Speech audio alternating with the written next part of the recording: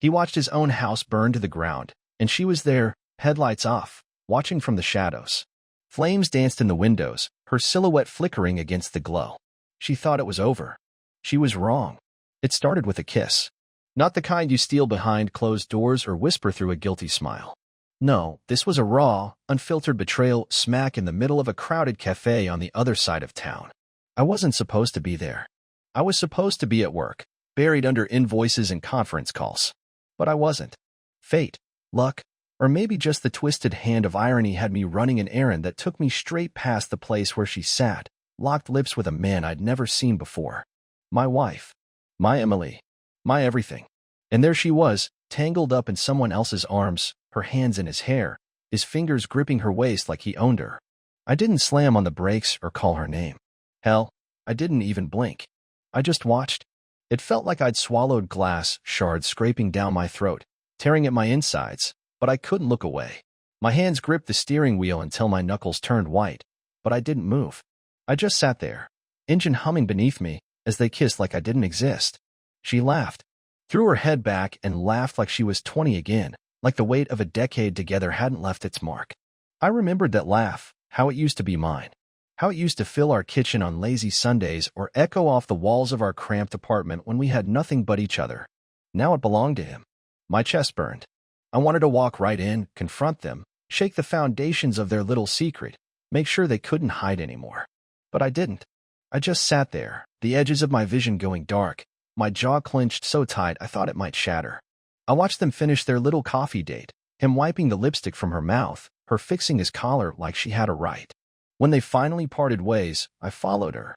I tailed her all the way back to our house, the house I paid for, the house where we raised our kids, the house where she swore forever. She walked in like nothing happened, kissed me on the cheek like I was just another part of her routine. I smiled back, played the role, nodded when she asked if I had a good day, said nothing when she poured me a drink and asked if I wanted to order out for dinner. But inside, I was already planning, because now I knew, and knowing was all I needed. The first thing I did was kill the lights. Not the ones in the house, the ones in my head. That part of me that wanted to scream, to break things, to throw her lies back in her face. I silenced it. Locked it up and buried the key, because I wasn't going to be another sob story. I was going to be her reckoning. I played the part of the perfect husband. Smiled when she kissed me goodnight. Laughed at her jokes. Held her close when she reached for me in the dark. But every touch felt like poison. Her skin burned me, her breath was suffocating. I'd watch her sleep, that peaceful expression spread across her face, and I'd wonder if she was dreaming of him. The next morning, I got up early. Made her coffee the way she liked it, 2 sugars, just a dash of cream. She kissed me on the cheek and called me sweet. I almost laughed. Busy day? I asked, my voice smooth, steady. She nodded, slipping on her coat. Yeah, probably late again. Don't wait up.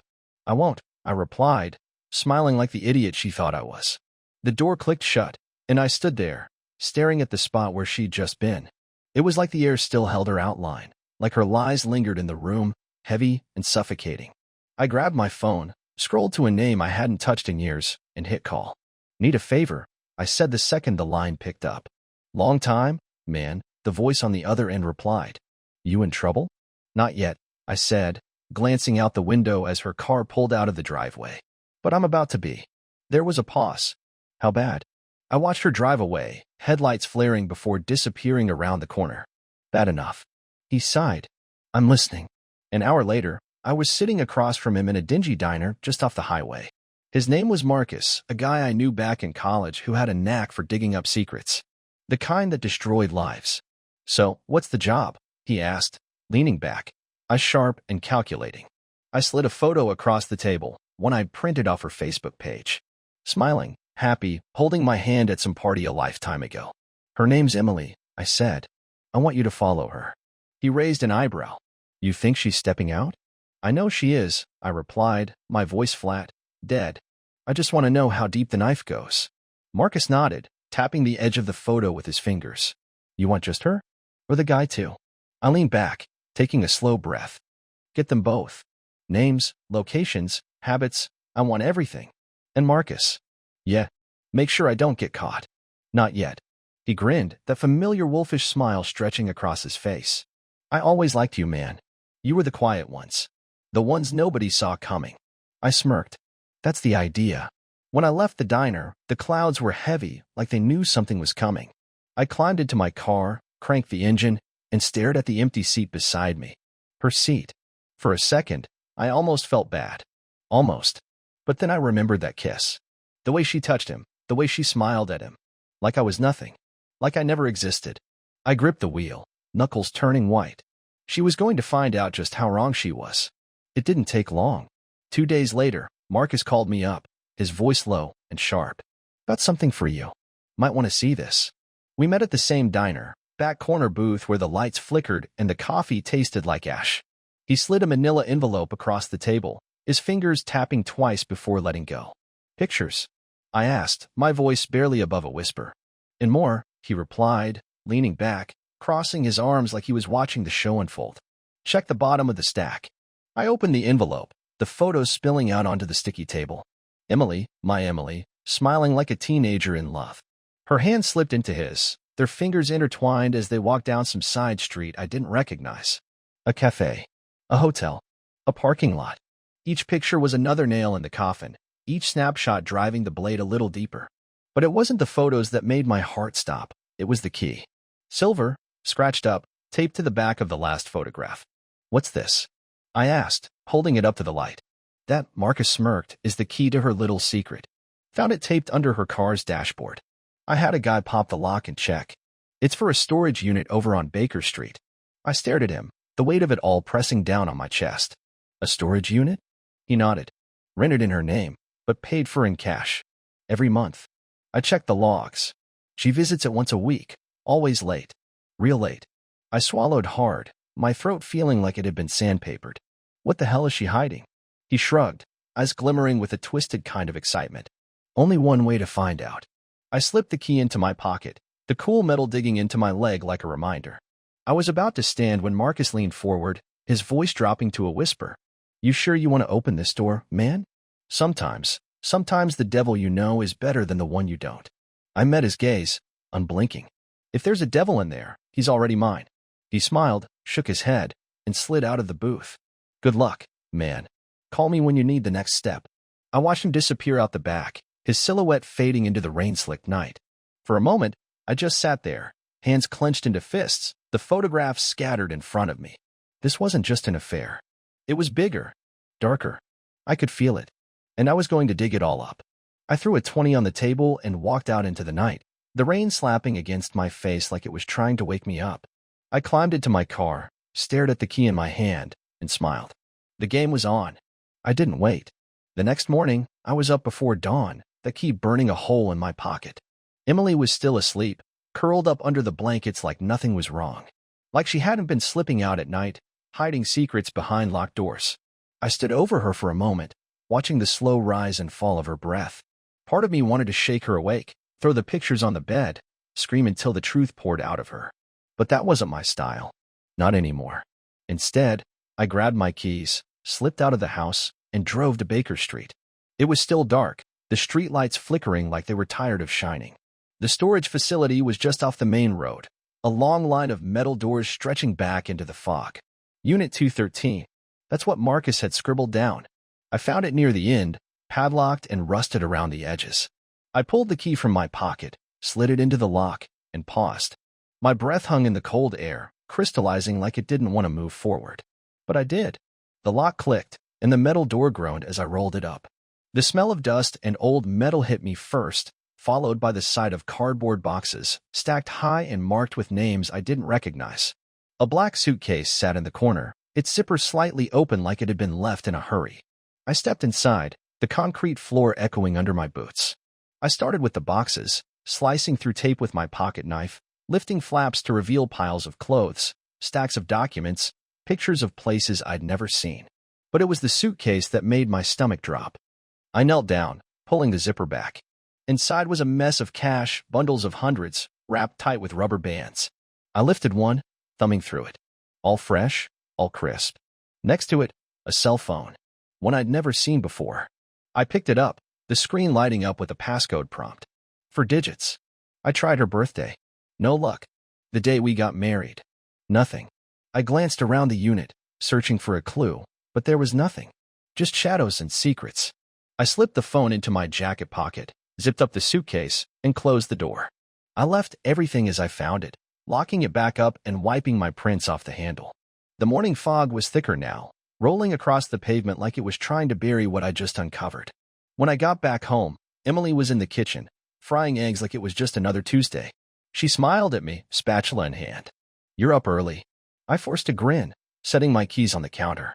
"Couldn't sleep." "You should have woken me up," she replied, cracking another egg into the pan. "I would have kept you company." I stared at her, that smile still plastered on her face, her hands moving casually, perfectly. She was good. Damn good. "I thought about it," I said, grabbing a mug and pouring coffee. "But you looked so peaceful." She beamed, setting a plate in front of me. "That's sweet." I wanted to ask her. I wanted to pull out the phone, toss it on the counter, and watch her face crumble. But not yet. Not before I knew everything. Instead, I took a bite of my eggs, nodded in approval, and played the part. Because I was going to get my answers. Every last one of them. The rain came down in sheets, hammering against the windshield like it wanted to drown the whole damn city. I sat in my car, engine off, wipers frozen mid-swipe, eyes locked on the entrance of the hotel. It wasn't some cheap roadside dump. No, this was 5-star. Classy. The kind of place where you slip the concierge a 50 just for a smile. The address from the burner phone led me straight here. I had parked across the street, nestled between two trucks that blocked me from view. I'd been there for nearly an hour, waiting, watching. Then she showed up. My wife, my Emily, stepping out of her car with a red coat pulled tight around her, the collar turned up against the rain. She moved fast, heels clicking on the pavement, head low like she didn't want to be seen. But I saw her. I clenched the steering wheel, knuckles white, the leather creaking under my grip. She walked right up to the front entrance, flashed a smile at the doorman, and disappeared inside, like she'd done it 1,000 times before. I glanced at the clock. 3:15 p.m. She told me she was heading to the gym. She even threw on her leggings and sneakers before she left. I shook my head, laughing at the audacity. She didn't even bother changing her shoes. I waited. Rain pounded against the roof, and the sky grew darker by the minute. 10 minutes passed. 15. I almost thought I missed him when the black BMW pulled up, headlights slicing through the mist. He stepped out, tall, well-dressed, sunglasses despite the rain. I watched him hand his keys off to the valet, smoothing his jacket before striding through the entrance like he owned the place. It wasn't the first time I'd seen his face. Marcus had slipped me a photo, a grainy shot taken from across a crowded cafe. His name was Andrew Calloway, married, 2 kids, CEO of some tech startup in the city. He had a wife. A life. But apparently, it wasn't enough. I stared at the glass doors, my jaw clenched so hard my teeth ached. I could go in there right now, march through the lobby, kick down the door to whatever room they were tangled up in, and blow it all apart. But that wasn't the plan. Not yet. Instead, I waited. It took an hour. 60 long, agonizing minutes before the glass doors slid open and she reappeared, smoothing her hair, adjusting her coat. Calloway followed 5 steps behind, casual, hands in his pockets, not a care in the world. He didn't even look around. Didn't check his surroundings. He had grown comfortable. I watched them walk to their cars, watched him brush her hand one last time before turning away. She smiled. She actually smiled, as if she hadn't just blown apart everything we built. As if she hadn't turned our life into a sideshow. I took a picture with my phone, the camera flash turned off. Then I took another. And another. I caught the way she leaned against her car, head tilted back with a grin that I hadn't seen in years. I captured the way he pulled away first, her eyes lingering after his car vanished into the storm. When she finally got into her own car and drove off, I didn't follow. I just sat there, phone in hand, the pictures glowing on the screen like ghosts. This wasn't just an affair. This was a routine. A habit. A life built in the shadows, just out of my reach. But not anymore. I watched the rain slide down the windshield, distorting the world outside. For a moment, I felt the rage flare up, hot and violent. But I pressed it back down. Locked it away. I wasn't going to fall apart. I was going to rebuild stronger. Piece by piece, lie by lie. Until the whole damn thing came crashing down. I spent the next week unraveling her life, thread by thread, watching as every secret she had built came undone right before my eyes. Marcus was good, damn good. He fed me details daily, each one sharper than the last. Phone records, bank transactions, late-night meetups, hotel bookings stretching back months. It was all there, hidden in plain sight. I pieced it together like a puzzle, each new revelation slotting perfectly into place. She'd been siphoning money out of our joint accounts, small amounts at first, barely noticeable. But over time, it grew bolder, hundreds turning to thousands, all funneled into accounts I didn't recognize. I didn't confront her. Not yet. I wanted it all laid out in front of me first. I wanted to see the full scope of her betrayal before I made my move. Instead, I watched. I started coming home earlier than usual, catching glimpses of her at the kitchen table, phone pressed to her ear, voice low and hurried. Sometimes she'd catch me watching, and she'd flash that perfect smile, like everything was fine, like she wasn't ripping our life apart with every whispered word. I played my part, smiled back, kissed her cheek, asked her how her day went, and she lied every damn time. Work was fine. She was just busy. Long days, long meetings. She was tired, always tired. But I knew better. Every time she left the house, I watched her go, waited 10 minutes, and then I'd follow. She had her routine down to a science, 3 times a week, different locations, different cars. Sometimes it was Callaway. Other times, it was someone else. A guy in a silver Audi, slick hair, sharp suit. I never caught his name. Marcus didn't even bother digging him up. He was just a blip on the radar. It wasn't just Callaway. It was worse. I tailed her once to a downtown hotel, the kind that didn't bother asking for names or credit cards. She slipped in through the side entrance, barely glancing around. She knew the place, knew the path. I stayed in the car, watching the seconds tick by, every one of them grinding against my skull like a drill. An hour later, she emerged, hair freshly brushed, lipstick reapplied. She got into her car, glanced at her reflection in the rearview, and smiled. That smile. It burned into me, left a scar that wouldn't fade. She had no idea. She thought she was untouchable. But the walls were closing in. The next night, Marcus called. "You sitting down?"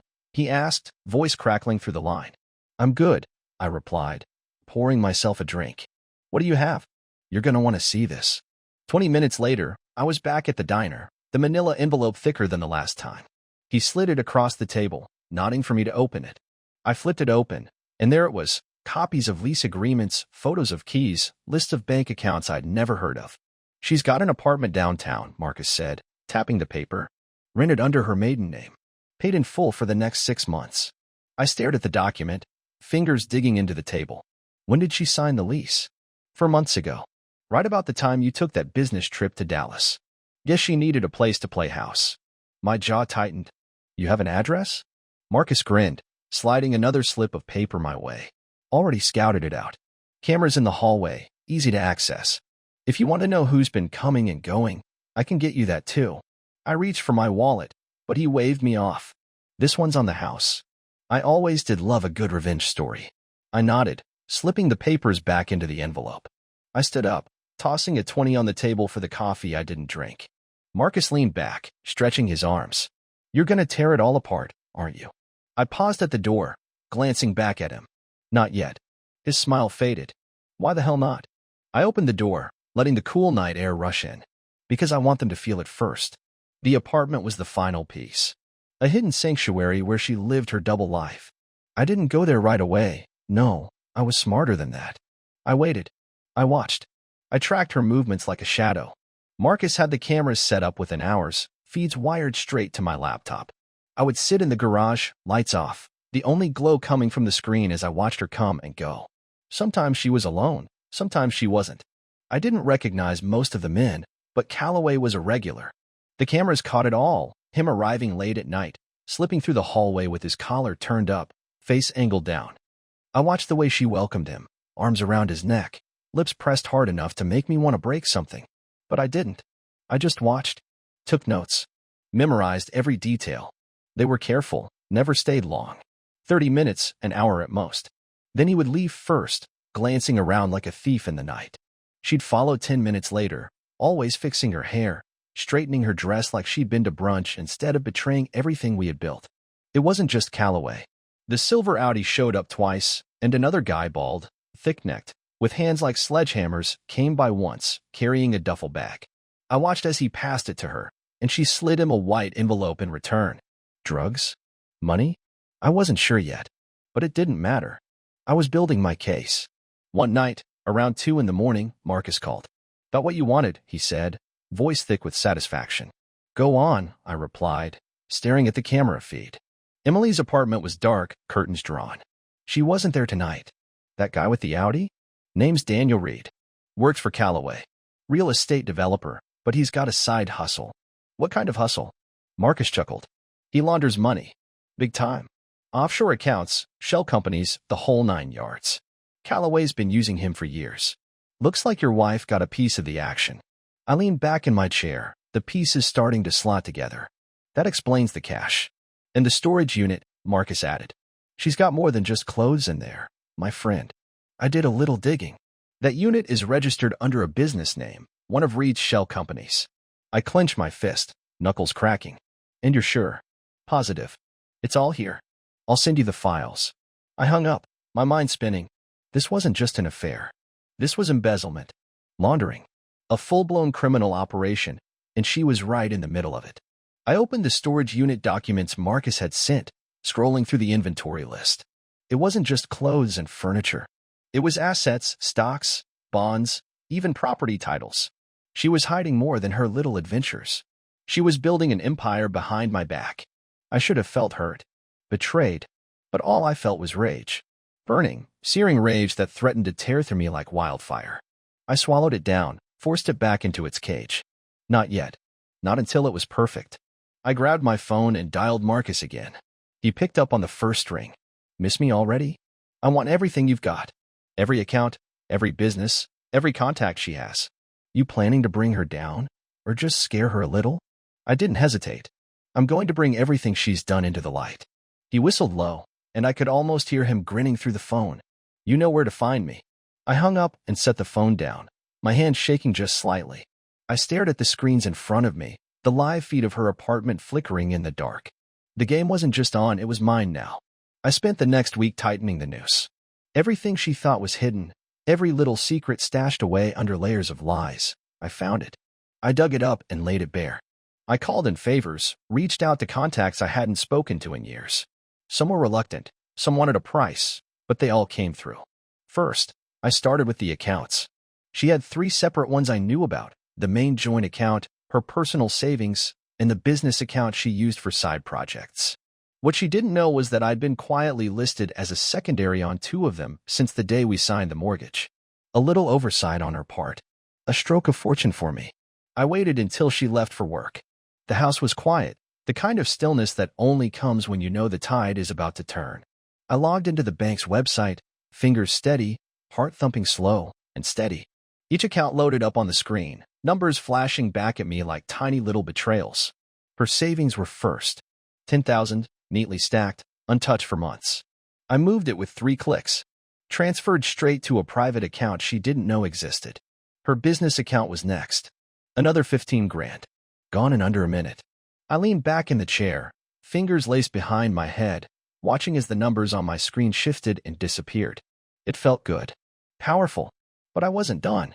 Not by a long shot. I left the joint account alone. That was bait. She'd notice the others soon enough, and I wanted her to come to me. I wanted to see the panic in her eyes. I wanted her to try and explain it all away with the same casual grace she'd been using for months. Marcus called me that afternoon. You get it done? I stared out the window, the rain spattering against the glass in thick, heavy drops. Every last cent. He laughed, low and sharp. You know she's gonna find out, right? That's the point. He whistled. You really want her to know you're coming? I smirked, the taste of victory already sweet on my tongue. I want her to feel it, bit by bit. He chuckled again, the sound crackling through the phone. All right, what's next? I paused, eyes locked on the driveway. Her car was still gone. The house. Wow, he whispered. You're not messing around. I logged into the mortgage portal, scrolling through the documents we'd signed together. There it was, plain as day, her signature, right next to mine. Joint ownership. But what she didn't know, what she never bothered to understand, was that my name came first. That gave me certain rights. I reached out to the bank. A little smooth talking, a few references to the right codes, and they agreed to put the house in review for refinancing. I played my cards right, hinted at some trouble, suggested we were looking to sell. They bit. Hard. In 48 hours, the application would be processed, and I'd have full control over the terms. She wouldn't even see it coming. I hung up the phone, the weight of it all settling in.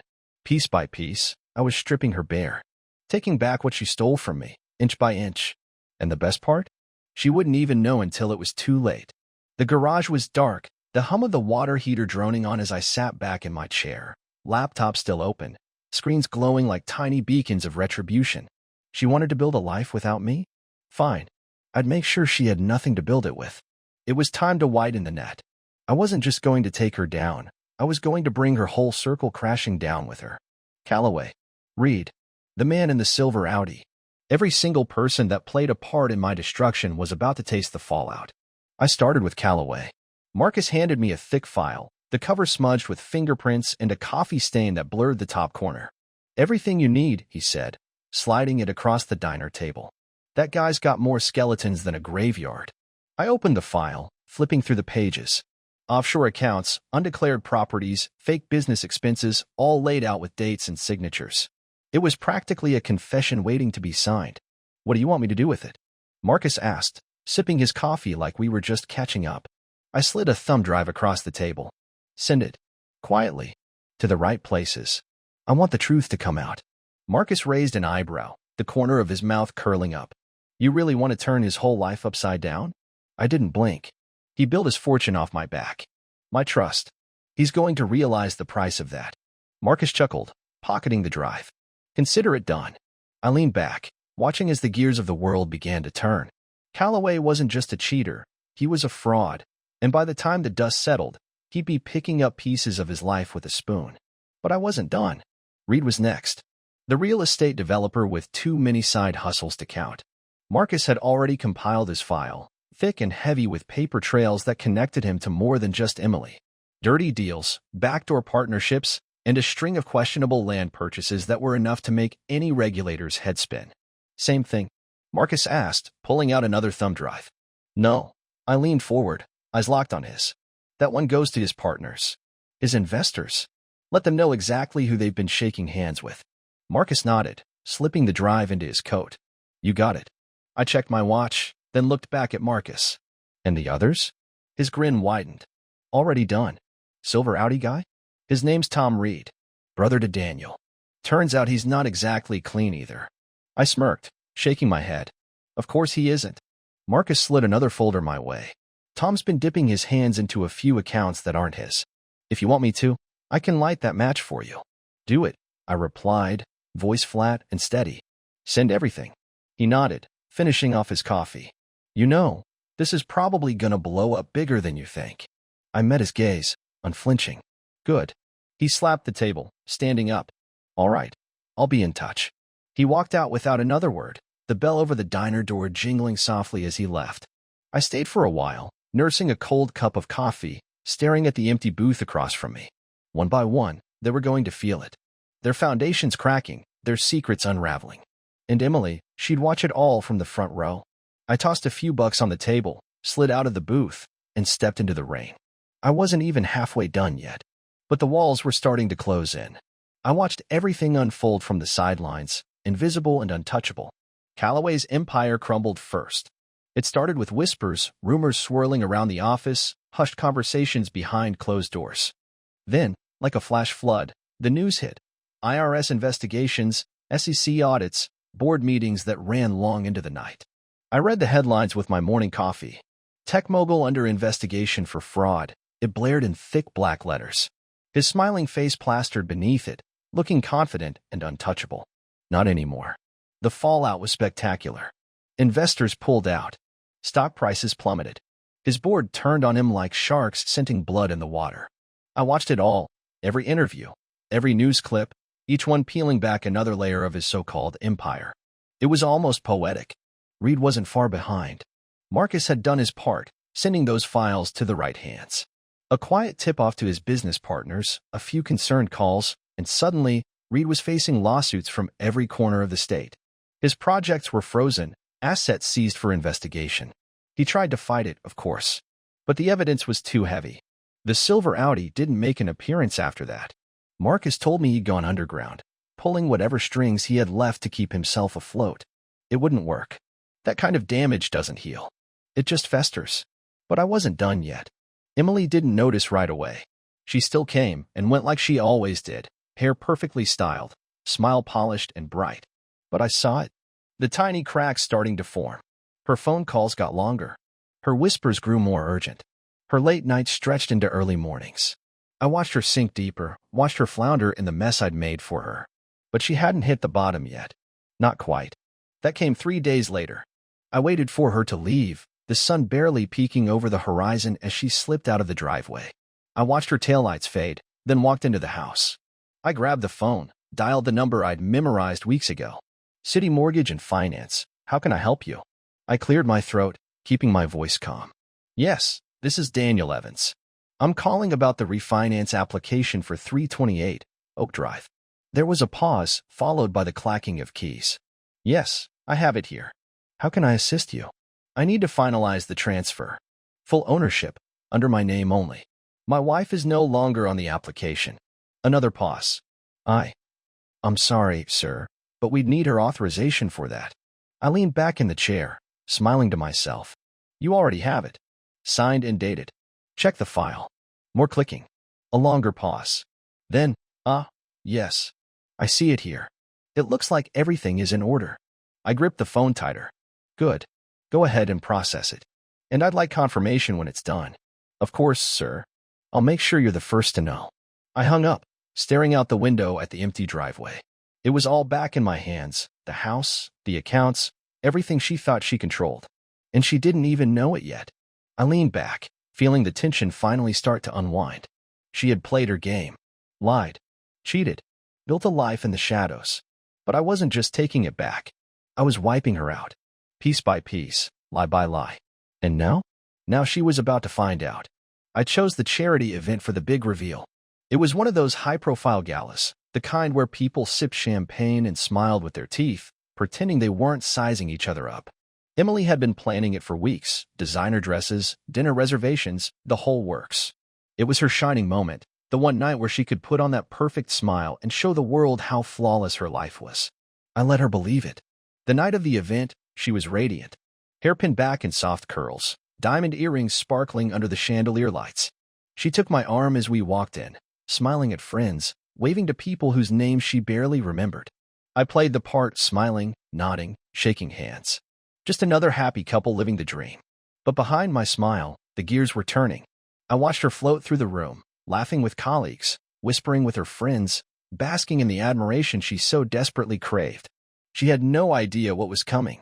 The plan had been set days before. I had Marcus pull a few strings, call in some favors. By the time the event hit its peak, all eyes were on the stage. A man stepped up to the podium, adjusting the microphone, tapping it twice. The room fell silent. Ladies and gentlemen, he began, his voice smooth and steady, we have a brief presentation for you tonight. A celebration of partnership, of loyalty, and of trust. Polite applause rippled through the crowd. Emily turned to me, smiling, her hand squeezing mine. I squeezed back, keeping my expression neutral. The lights dimmed, and the projector flickered to life. Images began to flash across the screen, photos of board meetings, charity events, business gatherings. Polished, pristine. Exactly what everyone expected. But then it changed. The first image was of Calloway, sitting at a hotel bar with a woman who wasn't his wife. The timestamp was clear, the angle sharp. Murmurs spread through the crowd, whispers that grew louder as the photos continued. Then came the documents. Financial records, spreadsheets, offshore accounts. Each one magnified on the screen, every signature, every transfer laid bare for the entire room to see. His face went pale, hands shaking as he fumbled for his phone. But it was too late. The next set of images was worse. Read, handshakes with known criminals, property deals that didn't exist. Photos of bribes, transactions caught on camera. His chair creaked as he leaned back, eyes wide, sweat beading on his forehead. And then it happened. I watched Emily's face as the screen flickered again, her eyes locked on the images, unblinking. She didn't move, didn't breathe. Because up there, in front of everyone she knew, were the photos of her. Her and Calloway. Her and Reed. Hotel rooms, parking lots, secret meetings in her downtown apartment. The projector didn't just show the pictures, it played the videos. Clear, undeniable footage of every single secret she tried so hard to bury. The room was dead silent. No one moved. No one whispered. I felt her hand slip from mine, saw her step back, her eyes darting around the room like she was searching for an exit. I didn't stop her. Instead, I stepped forward, my voice cutting through the silence. "I'd like to thank everyone for coming tonight," I said calmly, microphone in hand. "It's always good to know who you can trust and who you can't." Her eyes locked on mine, wide and terrified. For the first time in years, she didn't have anything to say. I gave her a slow nod, then turned back to the crowd. "Enjoy the rest of your evening." I walked out before the lights came back up, the echoes of stunned silence following me into the night. She had wanted to live two lives. I made sure she lost them both. The days blurred together after that. The house was mine, officially. The paperwork came through, signed, stamped, and sealed. Emily's name was nowhere on it. I walked through each room, feeling the weight of her absence like a stain scrubbed clean. The accounts were frozen, the storage unit emptied. I made sure she had nothing left to cling to, no safety net, no secret stash. I had wiped her out completely. But her words still lingered. "You don't know everything." I couldn't shake it. Even after Marcus assured me there was nothing left to dig up, I couldn't sleep right. Couldn't settle. Something about the way she said it haunted me. That changed on a Tuesday. Marcus called me up, his voice edged with something I couldn't quite place. "You sitting down?" he asked, same as always. "Just tell me." He paused, then sighed. "Emily's been busy. Real busy." My jaw tightened. "What did you find?" He hesitated. "Turns out she had a little insurance policy. Two, actually. One on the house and one on you." I blinked. "What the hell are you talking about?" "Life insurance, man. High stakes. If anything happened to you, she'd walk away with a fat payout." My grip on the phone tightened. "And the house?" "She doubled it last month. Full coverage." He paused. "Fire insurance, mostly." My heart stopped. "Fire." I stood up, my chair scraping against the hardwood. "You think she's going to try something?" "I don't know," Marcus replied, his voice low. "But I wouldn't leave town any time soon." I hung up without another word, my mind spinning. Emily had been out of sight for weeks. No phone calls, no messages, just silence. But now it made sense. I didn't sleep that night. I watched the cameras, flipping through the feeds like I was searching for a ghost. Everything was quiet. Too quiet. 2 days later, the alarms blared. It was 2 in the morning. The house was engulfed in chaos, thick and suffocating. I staggered out of bed, coughing, eyes burning. Flames licked the walls of the hallway, creeping up the stairs like they had a mind of their own. I grabbed my phone, dialing 911 with shaking hands. "My house is on fire," I gasped, stumbling toward the front door. "Are you inside?" the operator asked, her voice calm and detached. "Yes. I'm getting out." I threw open the door, stumbling onto the front lawn as the fire consumed everything behind me. The sky was lit with a haunting glow, shadows stretching into the night. I turned back, watching as the windows shattered, flames pouring out like demons unleashed. But that wasn't the worst part. As I sat there, coughing and gasping for air, headlights flickered at the end of the street. I looked up, squinting through the haze, and saw her. Emily, sitting in the driver's seat of her car, engine idling, headlights off. Our eyes met for just a moment. A single heartbeat where time seemed to freeze. Then she drove away. I didn't move, didn't speak. I just watched her disappear into the darkness, my house crumbling behind me. The fire trucks arrived minutes later, sirens blaring, water hoses hissing as they tried to douse the flames. Neighbors stood on their lawns, pointing, whispering. But I didn't care. Because I knew. I finally knew. Emily wasn't just hiding, she was plotting. And I was going to make sure she never found me. I stood in front of the charred remains of my own house, the embers still smoldering, sending plumes of smoke into the gray morning sky. The fire had taken everything. But it wasn't over, not by a long shot. Emily thought she could burn me out, leave me with nothing but ashes and regret. But what she didn't know was that I had prepared for this. Every document, every critical piece of evidence against her and Calloway, I had it all backed up, locked away where she could never touch it. I watched the last flames flicker out, firefighters packing up their hoses, shaking their heads at the mess she left behind. Neighbors gathered on the sidewalks, whispering, speculating. But I didn't care. I was already planning my next move. 2 days later, she showed up. My temporary apartment wasn't much, just a studio off Main Street with a leaky faucet and a view of the alley. But it was enough. I heard the knock and knew it was her before I even opened the door. Emily stood there, hair pinned back, sunglasses perched on her head like she was headed to brunch. "We need to talk," she said, her voice edged with desperation. I stepped aside, letting her in. She glanced around, taking in the sparse furnishings, the stack of boxes still unpacked. "This is where you're staying?" she asked, eyebrows raised.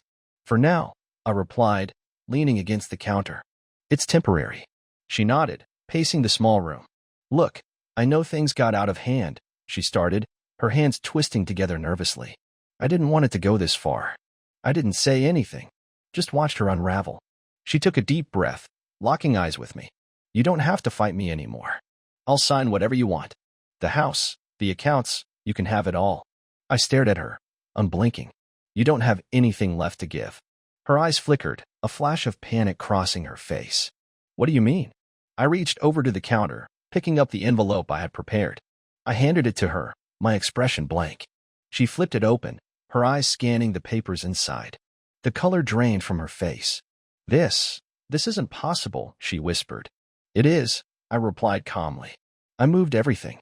The accounts, the house, the stocks, you don't own any of it. Not anymore." She staggered back, dropping the papers to the floor. You can't do this." I crossed my arms, leaning back. "You did it to yourself."